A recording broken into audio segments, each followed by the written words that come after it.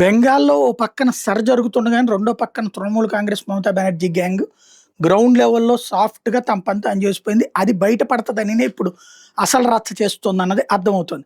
బెంగాల్‌లో గత 23 ఏళ్లలో ఓటర్ల సంఖ్య 66% పెరిగిందట. ఎలక్షన్ కమిషన్ తాజా సర్వేలో తేలింది అదే.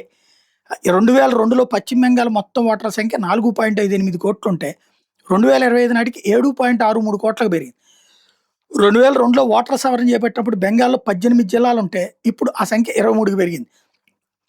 ఓటర్ల సంఖ్య భారీగా పెరిగింది ఎక్కడే అంటే మొదటి 10 జిల్లాలో 9 బంగ్లాదేశ్ సరిహద్దుల్లోనే ఉన్నాయి. అక్కడి నుంచి ముస్లింలు భారీగా దేశంలోకి చొరబడ్డారనేందుకు ఇదే ఆధారం అని బీజేపీ చెప్తుంది. అక్కడ హింసను తట్టుకోలేక హిందూ శరణార్థులు సరిహద్దులు దాటి వచ్చిన దానికి ఇది సంకేతం అని తృణమూల్ కాంగ్రెస్ చెప్తుంది. బంగ్లాదేశ్ సరిహద్దు జిల్లాల్లో ఉత్తర దినాజ్పూర్, మాల్టా, ముర్షిదాబాద్, దక్షిణ 24 పరగణాలు, జల్పాయిగురి, కూచ్ బెహార్, ఉత్తర 24 పరగణ, నాదియా, దక్షిణ దినాజ్పూర్ ఓటర్లు పెరిగారు.